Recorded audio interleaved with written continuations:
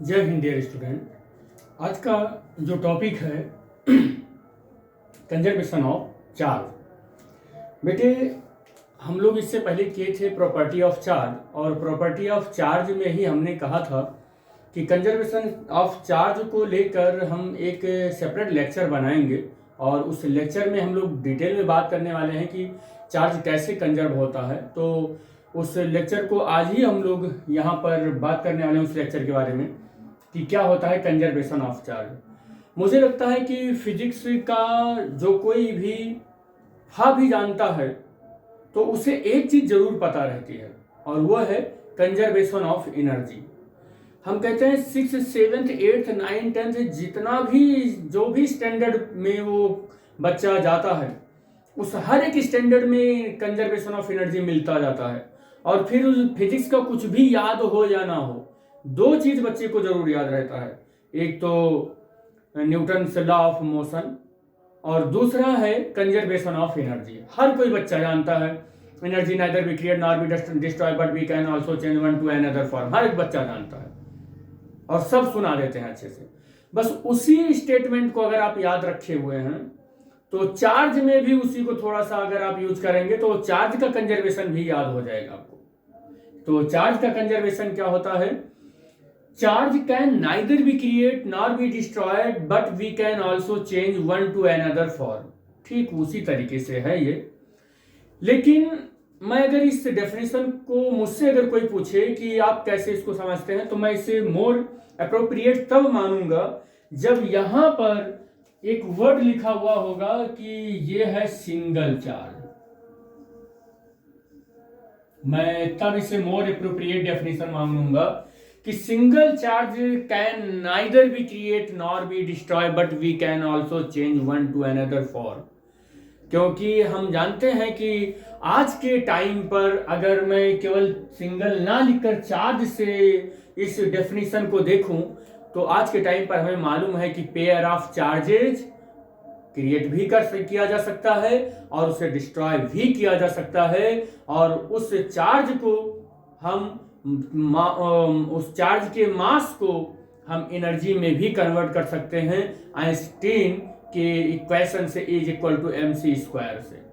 तो pair of charges हम create भी कर सकते हैं और डिस्ट्रॉय भी कर सकते हैं।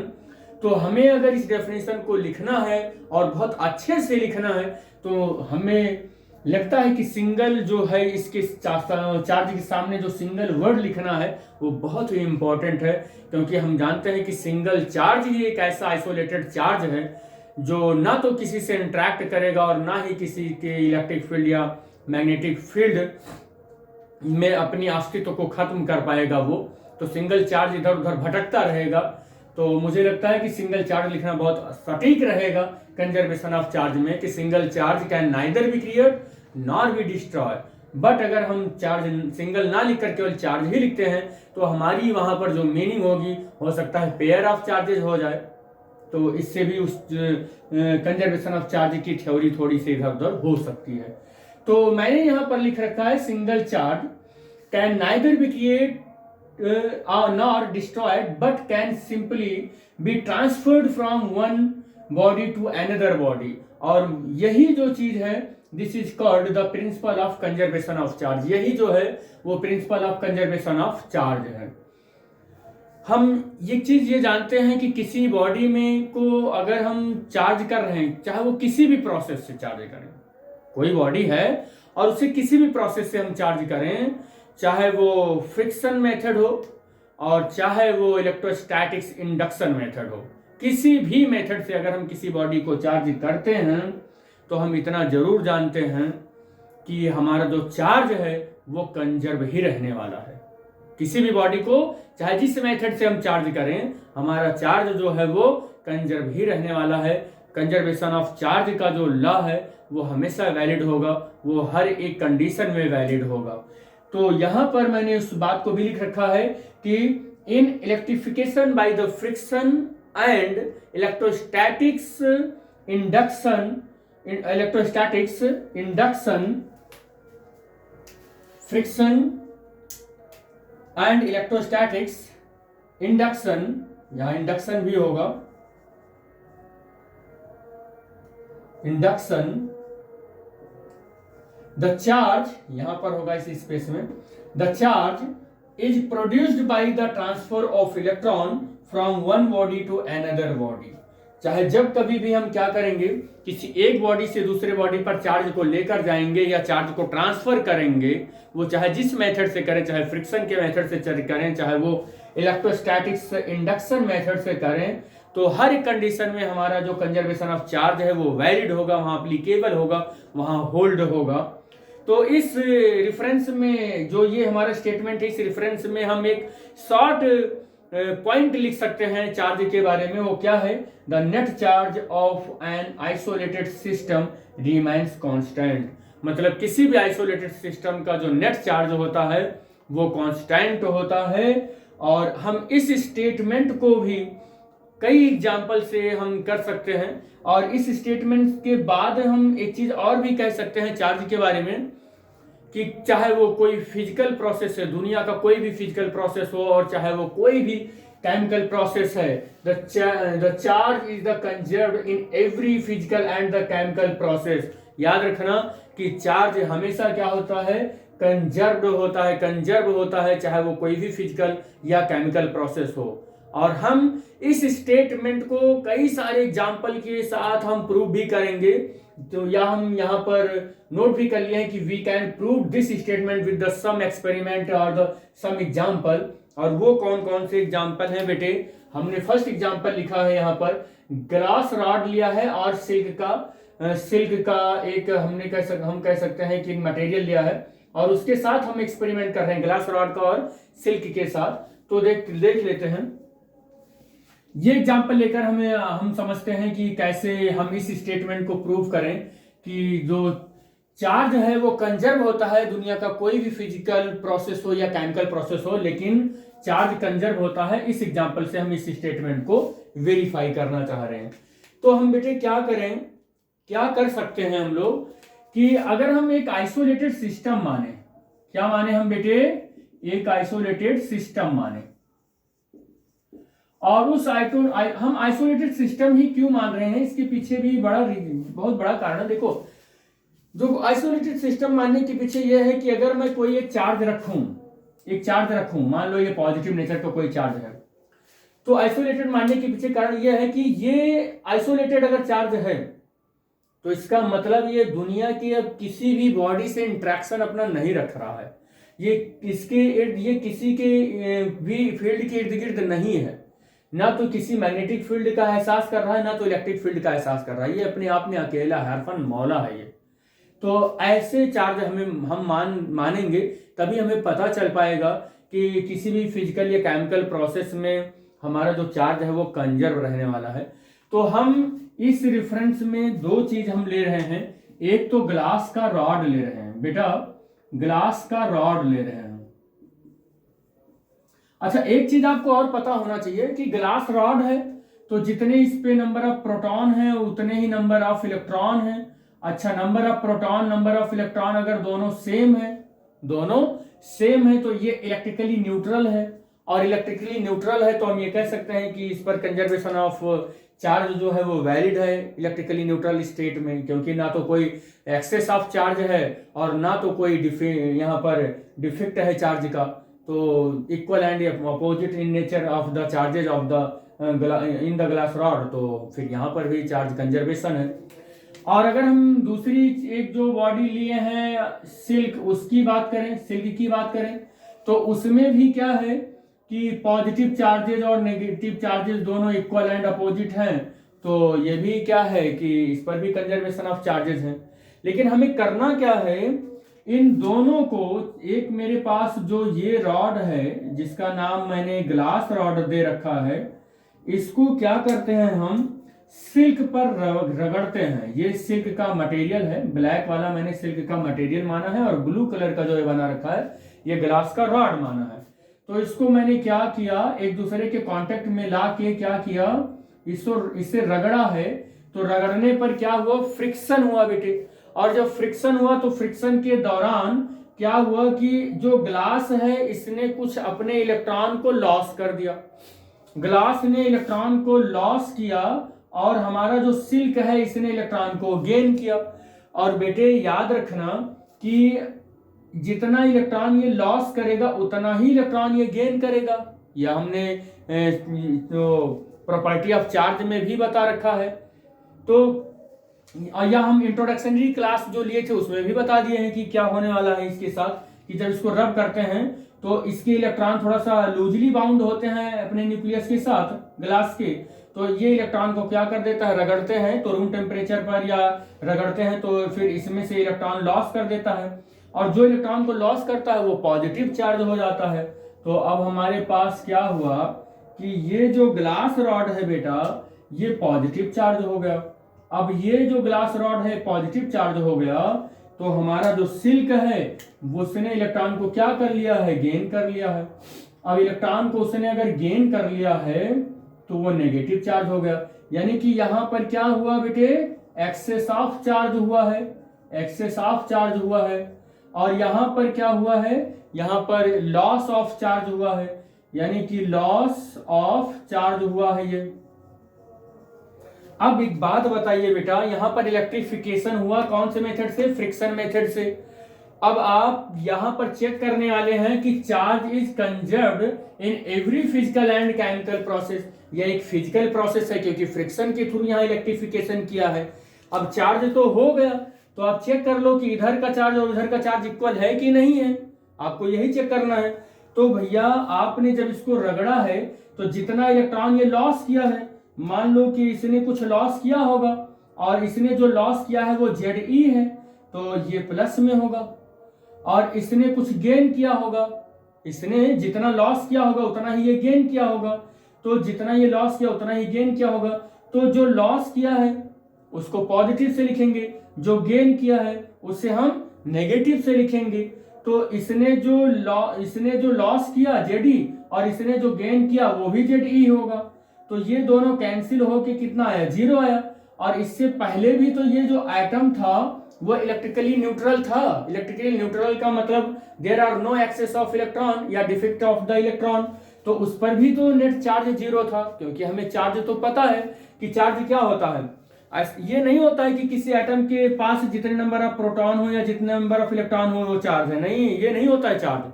चार्ज का मतलब क्या होता है कि किसी एक बॉडी ने दूसरे बॉडी को कितने नंबर ऑफ इलेक्ट्रॉन शेयर किए, कितना नंबर ऑफ इलेक्ट्रॉन डोनेट कर दिया, कितने नंबर ऑफ इलेक्ट्रॉन एक एटम से दूसरे एटम को चला गया, ये होता है चार्ज।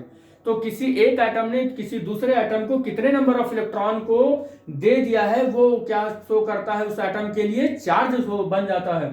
तो जब इसने, ये दोनों आइसोलेटेड थे, ये इधर और ये इधर, तब इन पर कोई भी चार्ज नहीं था, तो कंजर्वेशन ऑफ चार्ज से इनका 0 था।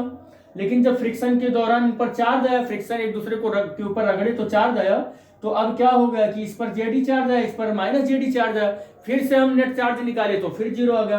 तो भी ये प्रूव हो रहा है कि किसी आइसोलेटेड सिस्टम के लिए हमारा चार्ज जो है वो किसी भी फिजिकल एंड केमिकल प्रोसेस में क्या होता है, कंजर्व होता है। ये फर्स्ट एग्जांपल इस चीज को एक्सप्लेन कर दिया। इसी तरीके से हम सेकंड एग्जांपल को भी यहां पर प्रूव कर सकते हैं।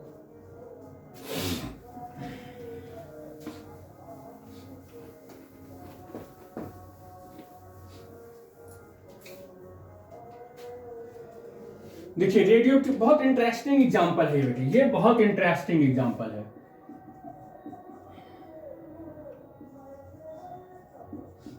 इंटरेस्टिंग एग्जांपल है रेडियो एक्टिव डीके, ये वाला एग्जांपल जो दूसरा है, ये फर्स्ट एग्जांपल है और ये सेकंड एग्जांपल है।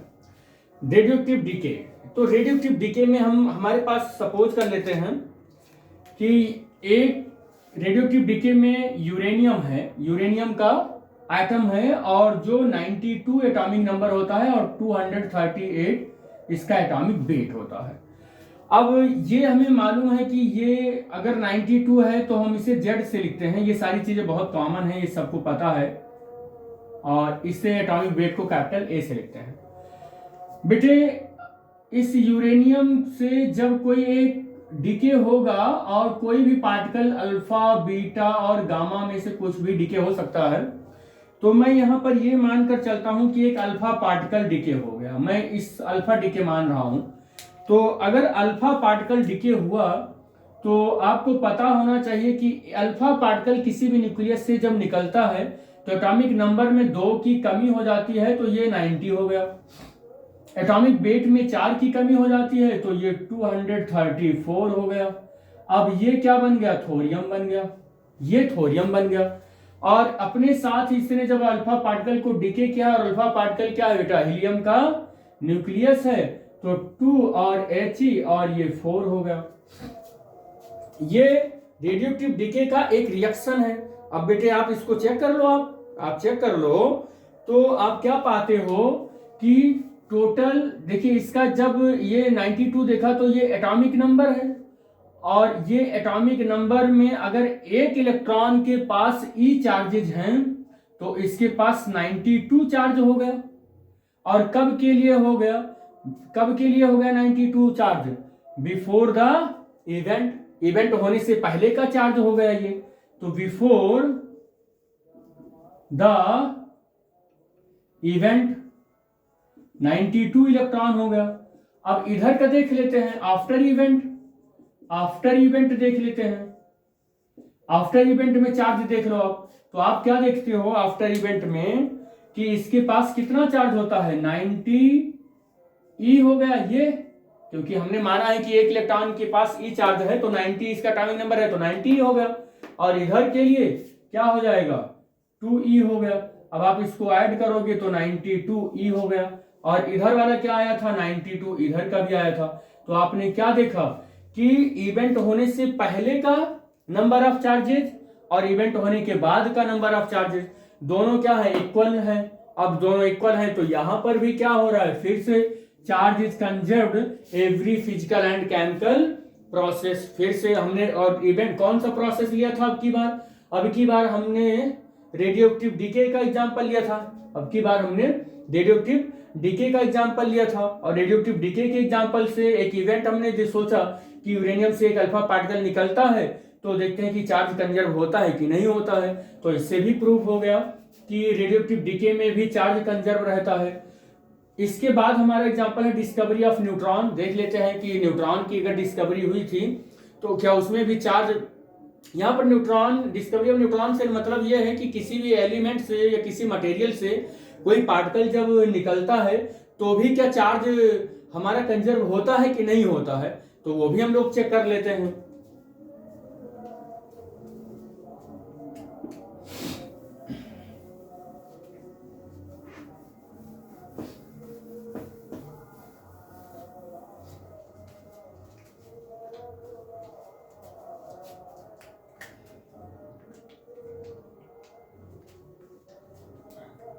देखिए बेटा ये डिस्कवरी ऑफ न्यूट्रॉन, ये हमारा थर्ड पॉइंट है। तो डिस्कवरी ऑफ न्यूट्रॉन में हम एग्जांपल ले लेते हैं कि हमारे पास बेरिलियम है। बेरिलियम का एटॉमिक नंबर 4 होता है और एटॉमिक वेट 9 होता है। और यहाँ पर हम सपोज कर ले रहे हैं कि ये हीलियम के साथ रिएक्ट हुआ और इसका हीलियम का 2He4 रिकॉर्ड हो रहा है कि नहीं हो रहा है, देख लेते हैं।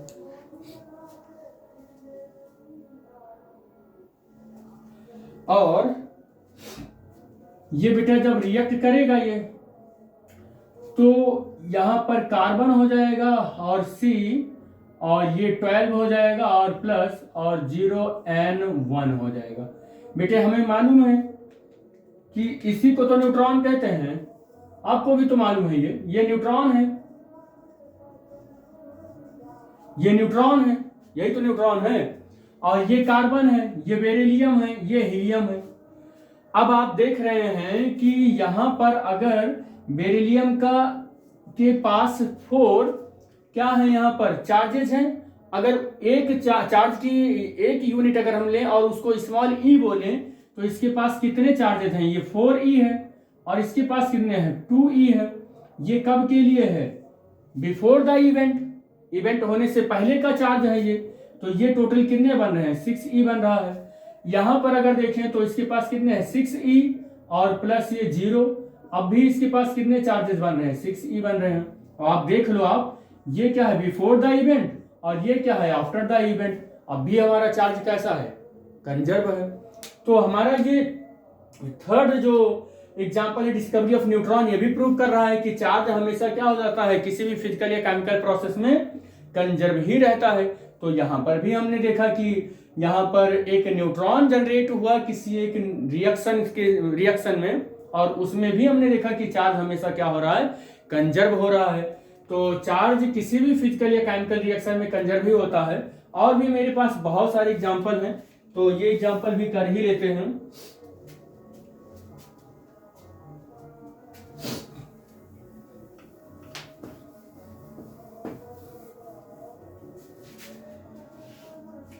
एक एक्सेलरेटेड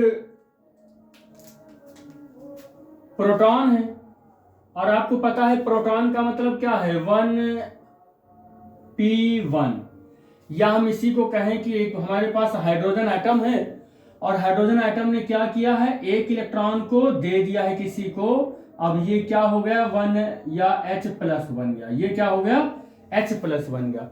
इसी को हम लोग क्या बोलते हैं, प्रोटॉन बोलते हैं, इसी को प्रोटॉन बोलते हैं। लेकिन ये प्रोटॉन हमारे पास है कैसे, ये एक्सिलरेटेड है। कैसे है बेटा, ये एक्सिलरेटेड प्रोटॉन है ये, तो एक्सिलरेटेड है ये।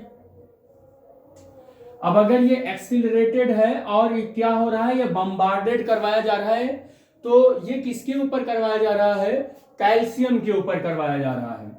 तो बेटे हमें मालूम है कि Ca और ये 20 होता है, और ये होता है 40, और 1 और P1 एक प्रोटॉन है। और याद रखना कि ये एक्सिलरेटेड प्रोटॉन है। क्या है ये एक्सिलरेटेड प्रोटॉन है बेटे। ये आई थिंक ये 44 होता है, ये मैं यूज कर ले रहा हूं। 20 Ca44, 1H1P1, 0 N1, 0 N1 और प्लस Sc स्कैंडियम, और 2144। तो ये हो जाएगा, ये इधर का ऐड करेंगे, ये नंबर ऑफ चार्जेस ऐड करेंगे, तो कितना हो जाएगा बेटे, नंबर ऑफ चार्जेस ऐड करेंगे तो 20E और प्लस E, तो ये होने वाला है 21E, और इधर ऐड करेंगे तो 0 + 21E, तो ये हो जाने वाला है 21E, और ये 45 और ये 45। तो आप देख रहे हैं कि जो यहां पर नंबर ऑफ चार्ज है और बिफोर द इवेंट, और ये जो नंबर ऑफ चार्ज है आफ्टर द इवेंट, यहां पर भी सेम आ रहा है। तो यहां पर मैंने क्या लिखा है कि एक्सेलरेटेड प्रोटॉन है, और उससे बम्बार्डमेंट करवाया गया किसी कैल्शियम आइटम के ऊपर, और ये जो प्रोटॉन है इसकी कंडीशन है कि बहुत तेजी से एक्सिलरेटेड प्रोटॉन है। तो जब उसके ऊपर बम्बार्डमेंट करवाया गया, देखिए बेटा यहाँ पर रेडियोएक्टिव डिके करवाया गया, तब भी देखा, यहाँ पर ग्लास रॉड का एक एक्सपेरिमेंट किया गया, तब भी हमने देखा कि चार्ज कंजर्व है, यहाँ भी पर चार्ज कंजर्व है, यहाँ भी चार्ज कंजर्व है, यहाँ भी चार्ज कंजर्व है। जितने भी एग्जाम्पल लिए गए हैं सब में चार्ज कंजर्व ही होगा, बस प्रोसेस चेंज हो रहा है। तो यहाँ पर क्या हुआ, रेडियोएक्टिव डिके में हमने एक अल्फा पार्टिकल को डिके करके देखा था। डिस्कवरी ऑफ न्यूट्रॉन में हमने क्या देखा कि न्यूट्रॉन का जब मतलब इमिट हुआ है या डिस्कवर हुआ है, तब भी क्या चार्ज कंजर्व था। फिर हमने क्या किया कि एक इलेक्ट्रॉन को एक्सेलरेट करवाया और कैल्शियम एटम के साथ उसको रिएक्ट करवाया, तो देखा कि या बम्बार्ड करवाया कैल्शियम एटम के ऊपर, तब भी देखा कि चार्ज क्या है, चार्ज जो है वो कंजर्व ही है। अब हमारे पास एक एग्जांपल और है, और वो पेयर प्रोडक्शन है। आई थिंक आपकी जो प्रॉपर्टी ऑफ चार्जेज हैं उसमें सबसे ज्यादा यही दो प्रॉपर्टी आप पढ़ते हैं, सबसे ज्यादा यही आपको देखने को मिलता है, पेयर प्रोडक्शन और इनहिलेशन ऑफ मैटर। यही चीज आप ज्यादा पढ़ते हैं प्रॉपर्टी ऑफ चार्ज में या कंजर्वेशन ऑफ चार्ज में, यही पढ़ते हैं।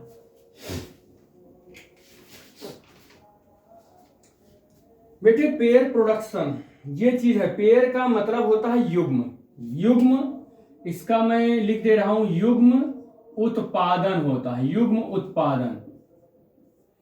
अब बेटे यहां पर पेयर प्रोडक्शन का मतलब ये है ना कि आप किसी एक ऐसी चीज से इंटरेक्ट करवाइए किसी चीज को जहां से दो पार्टिकल क्या हो जाए, इमिट हो जाए। अब दो पार्टिकल इमिट हो जाएं तो ऐसा तो है नहीं कि पूरा का पूरा इतना बड़ा मैटर बन जाएगा, वो एलिमेंट्री पार्टिकल इमिट हो जाएं, वो एलिमेंट्री पार्टिकल इमिट हो जाएं जिससे कोई मैटर का निर्माण होता हो। तो इनहिलेशन यहां पर क्या होगा, पेयर प्रोडक्शन चला रहे हैं, हाँ पेयर प्रोडक्शन। तो हमारे पास क्या है पेयर प्रोडक्शन में बेटा, हमारे पास ये एग्जांपल है। तो पेयर प्रोडक्शन में एक गामा रेज होगा। गामा रेज क्या होता है, आपको पता है कि हाई एनर्जेटिक, गामा रेज क्या होता है, हाई एनर्जेटिक गामा रेज। तो हाई एनर्जेटिक गामा रेज है, इसी को हम लोग एक वर्ड में अगर लिखें तो इसी को ही हम फोटोन बोलते हैं बेटे, इसी को हम फोटोन बोलते हैं, ठीक है। और जब ये क्या होता है कि किसी हैवी एटम के इलेक्ट्रिक फील्ड से पास होता है ये, तो जब किसी हैवी एटम के इलेक्ट्रिक फील्ड से गामा रेज पास होता है, याद रखना बेटे, तो ये तुरंत क्या करता है, तो ये तुरंत क्या करता है कि इलेक्ट्रॉन और पॉजिट्रॉन, जहां पर ये लिखा हुआ है ये इलेक्ट्रॉन है और ये क्या है, पॉजिट्रॉन है, याद रखना, इंट्रैक्ट विथ हैवी, यहां पर हम ऐसे लिख सकते हैं कि interact with heavy atomic heavy atom and as well as high electric field, या हम ऐसे भी कह सकते हैं कि किसी हैवी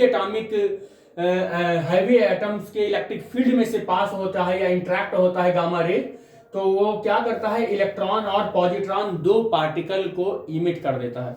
और आपको ये भी पता होना चाहिए कि इलेक्ट्रॉन जो है ना और पॉजिट्रॉन एक दूसरे के एंटी पार्टिकल हैं, इसका मतलब they have same mass but charge, they have same mass as well as magnitude of charge, but the nature of charge are different to each other. एक दूसरे का जो नेचर ऑफ चार्ज है वो different है, बट मास जो है वो सेम है और इनका मैग्नीट्यूड ऑफ चार्ज भी सेम है।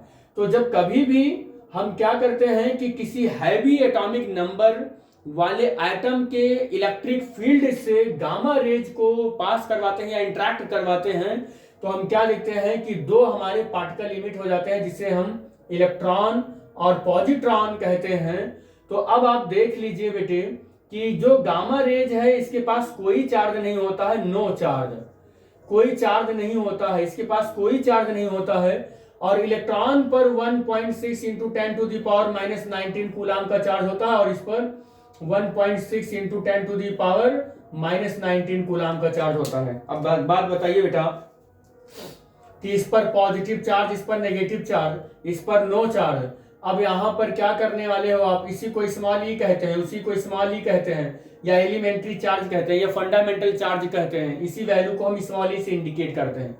तो ये क्या हो गया, स्मॉल ई, ये माइनस में है और ये वाला क्या है, प्लस में है। ये ऐड करोगे कितना आ जाएगा, 0 आ जाएगा। अब बताइए बेटे कि यहाँ पर इवेंट होने से पहले का चार्ज 0 है और इवेंट होने के बाद का भी चार्ज 0 है। आप ऐसे भी कह सकते हैं कि net charge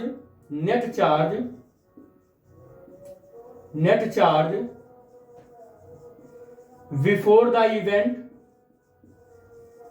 is equal to net charge after event. तो इवेंट होने से पहले का चार्ज और इवेंट होने के बाद का चार्ज, ये पूरा का पूरा आप देख रहे हो कि यहां 0 है तो यहां भी 0 है, तो चार्ज का अमाउंट इक्वल है। तो फिर से आप कह सकते हो कि law of conservation of charge is hold, law of conservation of charge is hold, ठीक है। तो यहां पर ट्रूली होल्ड हो गया law of conservation of charge, यहां पर भी होल्ड हो गया। तो यहां पर हमने क्या देखा कि एनर्जी लिया, हाई एनर्जेटिक गामा रे लिया और उसे किसी हैवी एटम के इलेक्ट्रिक फील्ड से इंटरेक्ट करवाया तो तुरंत देख रहे हैं कि एनर्जी से मास जनरेट हो गया। और एनर्जी से मास जनरेट हो जाना, मास से एनर्जी का जनरेट हो जाना, जो ये रिलेशन है ये किसके इक्वेशन से अंडरस्टैंड करते हैं? आइंस्टीन के इक्वेशन से हम अंडरस्टैंड करते हैं, जो E = mc² है। तो हमने क्या देखा कि पेयर प्रोडक्शन मतलब कि एनर्जी से मास का जनरेट होना। अब इसी चीज का जस्ट उल्टा इनहिलेशन में देखेंगे कि मास से एनर्जी का जनरेट हो जाना। अब बताइए बेटा, मैंने कहा था कि pair of charges we can also create and also destroy, but single charge neither we create nor we destroy but we can also change one to another form. Single charge को ना तो क्रिएट कर सकते हैं और ना ही destroy कर सकते हैं, बट पेयर चार्जेज को हम क्रिएट भी कर सकते हैं और डिस्ट्रॉय भी कर सकते हैं। और आप इसको यहां पर देख सकते हैं कि एग्जांपल मैंने दिखा दिया है पेयर प्रोडक्शन का, कि पेयर प्रोडक्शन में डबल चार्ज जो है क्रिएट हो गया है, एनर्जी से डबल चार्ज क्रिएट हो गया है। अभी हम लोग जब इनहेलेशन करेंगे तो वहां ये भी दिखाएंगे कि दो पेयर ऑफ चार्जेस से एनर्जी भी हम क्या करते हैं, इमिट करते हैं। यानी कि पेयर ऑफ चार्जेस को हम डिस्ट्रॉय भी कर सकते हैं और पेयर ऑफ चार्ज को हम यहां पर इमिट भी कर सकते हैं या प्रोड्यूस भी कर सकते हैं। तो इस तरीके से मैंने इसकी डेफिनेशन को लिखा था कि single charges can neither be create nor be destroy, लेकिन पेयर चार्जेज को हम क्या कर सकते हैं, डिस्ट्रॉय भी कर सकते हैं और जनरेट भी कर सकते हैं। अभी हम लोग इनहिलेशन ऑफ मैटर करेंगे तो और वो चीज क्लियर हो जाएगा कि ये जो कंजर्वेशन ऑफ चार्ज है ये किस तरीके से हम लोग इसको देखें।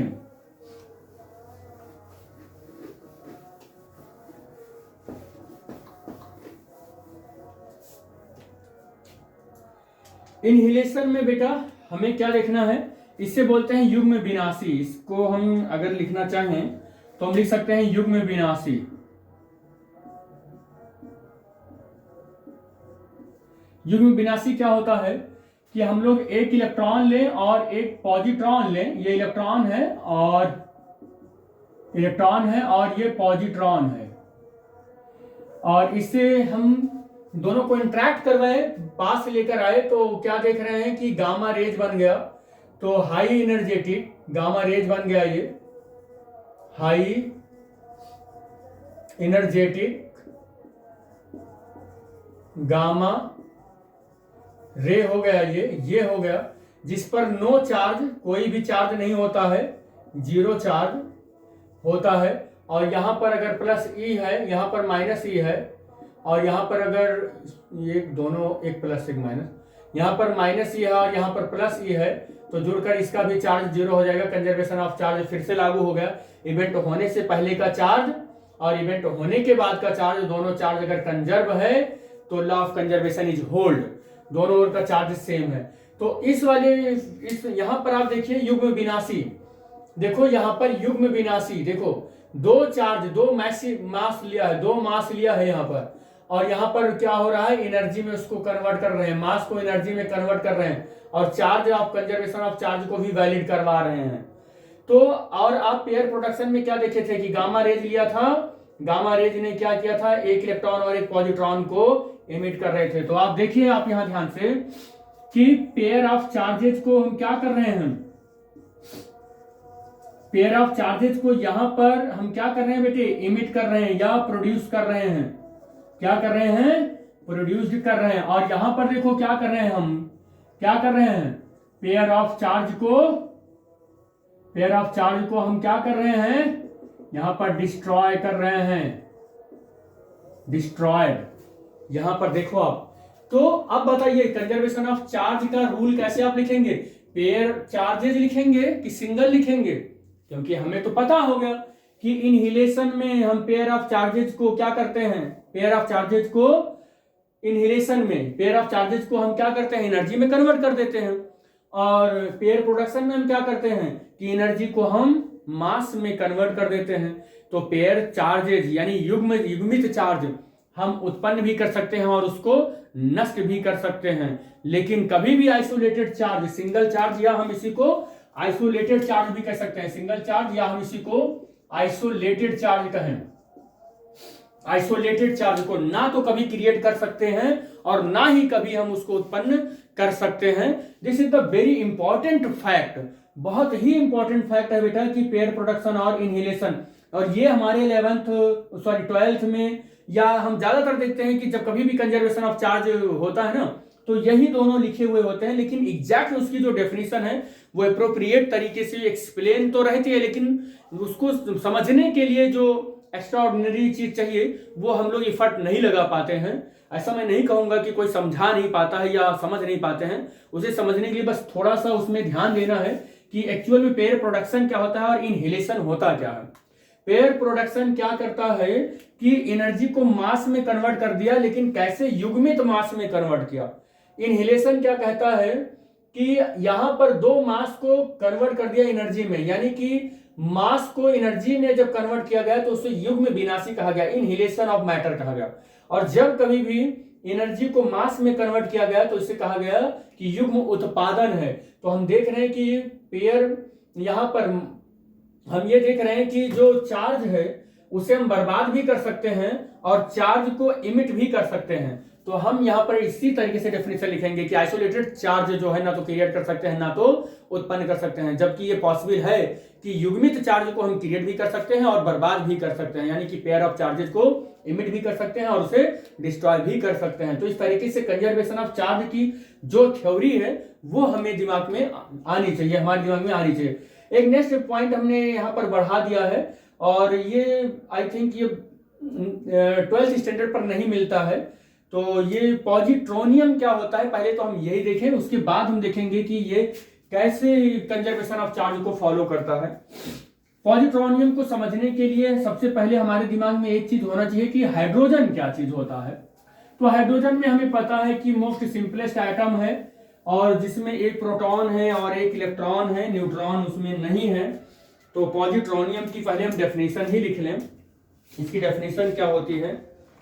तो पॉजिट्रोनियम की डेफिनेशन नोट कर लेते हैं। पॉजिट्रोनियम को हम लोग P और सफिक्स में ऐसे S लिखते हैं, PS। तो पॉजिट्रोनियम इज द बाउंड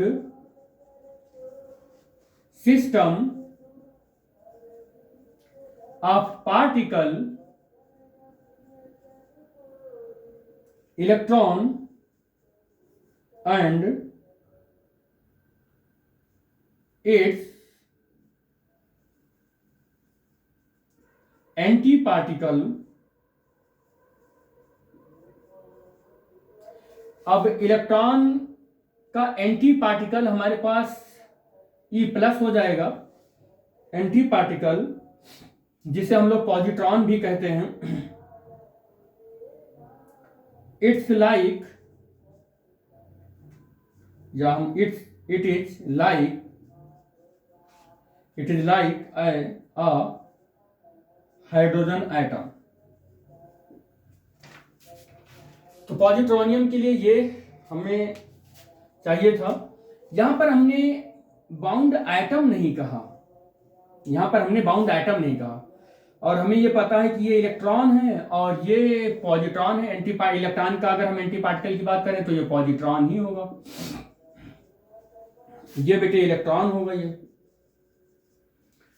देखो हाइड्रोजन एटम के लिए हम एटम वर्ड यूज किए हैं, लेकिन पॉजिट्रोनियम के लिए हम बाउंड सिस्टम वर्ड का यूज किए हैं। क्या होता है बाउंड सिस्टम? बेटे अगर हाइड्रोजन के बारे में अगर आप बात करेंगे तो हाइड्रोजन 1H1, हाइड्रोजन के न्यूक्लियस में एक प्रोटॉन होता है और इसके चारों ओर एक इलेक्ट्रॉन घूम रहा होता है और इसके पास केवल K सेल होता है। लेकिन पॉजिट्रोनियम के लिए बड़ा ही डिफरेंट बात होती है। पॉजिट्रोनियम बेटा क्या होता है कि उसके पास यही एटम क्यों नहीं यूज किए हैं, क्योंकि एटम के पास न्यूक्लियस होता है। बट पॉजिट्रोनियम एक ऐसा कह सकते हैं कि सिस्टम है जिसमें एक इलेक्ट्रॉन होता है और एक पॉजिट्रॉन होता है। ये इलेक्ट्रॉन है और ये पॉजिट्रॉन है, इलेक्ट्रॉन है और पॉजिट्रॉन है, और इसमें न्यूक्लियस नहीं होता है। बेटे याद रखना, इसीलिए मैंने बाउंड सिस्टम यूज किया है। और आपको यह भी बता दें कि जो ये इलेक्ट्रॉन और ये इलेक्ट्रॉन हैं इनके चार्जेज कैसे हैं, तो चार्ज जो है ना इनके वो सेम है, लेकिन क्या सेम है, magnitude of charge, magnitude of charge same है, बट बेटा नेचर इन चार्ज का कैसा है, डिफरेंट है, नेचर इज डिफरेंट, नेचर इनका क्या है, डिफरेंट है। एक और चीज डिफरेंट है, एंड मैग्नेटिक मोमेंट भी दोनों का डिफरेंट है, मैग्नेटिक मोमेंट भी दोनों का डिफरेंट है, magnetic moment is also different. तो यहां पर हमने इलेक्ट्रॉन और पॉजिट्रॉन की बात की कि एक ही ऑर्बिटल में ये मूव कर रहे हैं। हाइड्रोजन में क्या होता है, यहाँ न्यूक्लियस होता है इसलिए एटम यूज कर सकते हैं, लेकिन यहाँ इसके पास न्यूक्लियस नहीं होता है, इसलिए हम यहाँ पर इसके लिए एक बाउंड सिस्टम वर्ड यूज किए हैं। और ऐसे इसी चीज को हम क्या बोलते हैं, पॉजिट्रोनियम बोलते हैं। अब बेटे एक बात बताइएगा आप कि पॉजिट्रोनियम क्या होता है, इस दो तरीके, हाँ एक चीज और बता दें, इनका मास भी सेम होता है, इन दोनों पार्टिकल का मास भी क्या होता है, सेम होता है। अब एक बात बताइए बेटा कि पॉजिट्रोनियम है आपके पास, पॉजिट्रोनियम, अब ये पॉजिट्रोनियम दो पार्टिकल से मिलकर बना हुआ होता है, एक इलेक्ट्रॉन से मिलकर बना हुआ होता है, एक पॉजिट्रॉन से मिलकर बना हुआ होता है। और पॉजिट्रोनियम के पास कोई चार्ज नहीं होता है, नो चार्ज, कोई चार्ज नहीं होता है, कोई चार्ज नहीं होता है। अब अगर इसके पास कोई चार्ज नहीं होता है तो इधर का चार्ज देख लें -E, और अगर आप इस चार्ज की बात करेंगे, इसके चार्ज की बात करेंगे तो +E, और अब देखिए ये क्या हो गया, 0 हो गया। Law of conservation again valid हो गया, law of conservation again valid. जितने उपरोक्त जितने भी ये एग्जांपल चल रहे हैं सब में लॉ ऑफ कंजर्वेशन क्या हो रहा था, अगेन वैलिड, सब में वैलिड हो रहा है, इसमें भी वैलिड हो गया। पॉजिट्रोनियम के लिए बेटे अगर हम लिखें, जिसका आप बोलते हो कि हाफ लाइफ, तो ये जो है ना, ये 10⁻⁻7 सेकेंड, या फिर हम कह सकते हैं कि कुछ ऐसे नैनो सेकेंड होता है इसकी हाफ लाइफ पॉजिट्रोनियम की।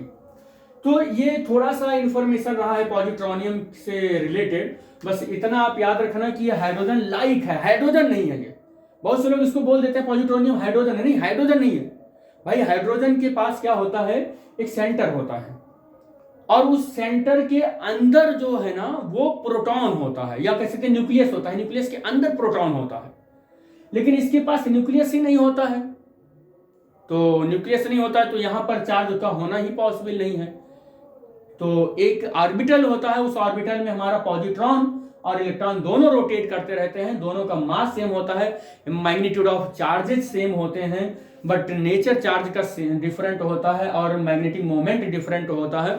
तो ये थोड़ा सा पॉजिट्रोनियम के बारे में था, और पॉजिट्रोनियम को लेकर कैसे चार्ज कंजर्व होता है वो भी यहां पर हमने दिखाया। तो ये सारा का सारा जो एग्जाम्पल था, कितने एग्जाम्पल थे, 1 2 3 4 5 6 7, जितने भी एग्जाम्पल थे वो इसी स्टेटमेंट को वेरीफाई कर रहे थे कि चार्ज किसी भी प्रोसेस से, चाहे वो फिजिकल हो चाहे वो केमिकल हो, हर एक प्रोसेस से चार्ज कैसा होता है, कंजर्व होता है। और हमने इन सातों एग्जाम्पल से कोशिश की है कि कंजर्वेशन ऑफ चार्ज आपको अच्छे से समझ में आए, कि कंजर्वेशन ऑफ चार्ज आप याद कैसे करेंगे। और आप आई थिंक आज समझ गए होंगे कि कंजर्वेशन ऑफ चार्ज अब कोई भी पढ़ाएगा तो मुझे वहां पर कैसे अंडरस्टैंड करना है कि कंजर्वेशन ऑफ चार्ज आइसोलेटेड के लिए हम कह सकते हैं neither be create nor be destroy, but अगर केवल सिंपल वर्ड चार्ज हम लिख रहे हैं तो वहां पता चला कि आप ऐसे लिख कर आए अपनी कॉपी में, charge can neither be create nor be destroy, और कोई आपका शत्रु है वो गया लिख दिया कि pair of charges neither be create nor be destroy. और हमें मालूम है कि पेयर ऑफ चार्जेस क्या होता है, हम उत्पन्न भी कर सकते हैं और उससे डिस्ट्रॉय भी कर सकते हैं, पेयर प्रोडक्शन से, पेयर और इनहेलेशन से। तब तो आपकी पूरी डेफिनेशन ही गलत हो गई। तो इन सब चीजों से बचने के लिए जो एक्चुअल में सही जो कॉन्सेप्ट है उसके अकॉर्डिंग जो डेफिनेशन ऑफ द चार्ज है या कंजर्वेशन ऑफ द चार्ज है उसे हम याद करें कि सिंगल चार्ज या आइसोलेटेड चार्ज जो है ना तो उत्पन्न कर सकते हैं और ना ही डिस्ट्रॉय कर सकते हैं। तो ये हमारे ख्याल से बहुत ही इंटरेस्टिंग टॉपिक रहा, जो आपको हमें भी समझाने में अच्छा लगा और आपको भी समझने में अच्छा लगा कि नहीं लगा, ये आप कमेंट बॉक्स में हमें फीडबैक दीजिएगा। फिजिक्स टाइम के यूट्यूब चैनल पर बने रहिएगा और मोर इन्फॉर्मेटिव वीडियो के लिए thanks for watching the video. Thank you बेटा।